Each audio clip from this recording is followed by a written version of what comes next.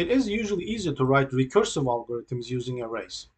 Consider the problem of computing the sum of the elements of a one-dimensional array with n elements. So here's a one-dimensional array of integers, nums, initialized with the values 4, 3, 2, 7, 1, which has, as you can see, it has 5 elements in it. And here's a recursive function sum that takes an array of elements, and n is the number of elements to add. So if we call it with some nums 5, if we want all 5 elements to be added, it should return 17. Let's look at the base cases. The base case for a recursive algorithm sum that takes an array of integers and the number of elements to add. If n is equal to 0, if there are nothing in the array to add, the return value is 0. That's our base case or stopping condition. Otherwise, we can recursively formulate it as follows. It's very similar to what we did with the summation problem. If the number of elements to add is equal to n, we can reduce the number of elements to add to n minus 1, compute the summation of the first n minus 1 elements of the array, and add the last element of the array to the result. So that the last element of the array is nums n minus 1. If we add this value to the summation of the numbers from 1 to n minus 0 to n minus 1, then this is the recursive formulation. This is one recursive formulation, basically. Here is an example. You've got, let's say, this is the array with 5 elements. You can say, okay, compute the sum of the first 4 elements of this array, and the last element is equal to 1. Then eventually I'm going to add it to compute the sum of the all 5 elements. And here is the recursive function for it. This is sum.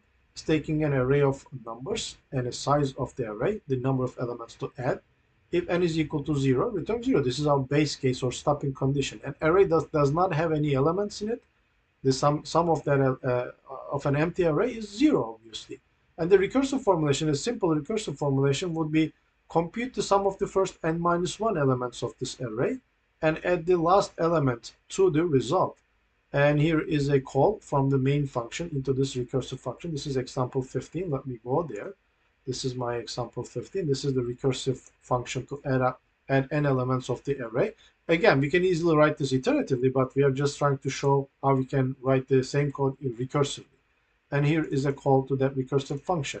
Recursive formulation is very easy, as you can see. Compute the first n minus 1 elements, and then add the last element to the result. So let me run this thing so that you see that it actually works correctly. I advise you to go step by step and compute, see how this thing works.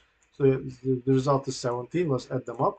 So 7, 4, 3, 7, 9, 10, and 17, as you can see.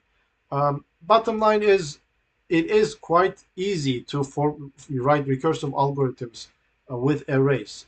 Just formulate the problem recursively and, properly choose the parameters into these functions so that you can solve the problem recursively. Of course, there are different ways to formulate the summation problem. Like you can divide the problem in half, so at the left-hand side, at the right-hand side, and then at the result, so you'll have 2 recursive calls. I am going to leave that as an exercise to you. Any questions you might have, leave them in the comments section.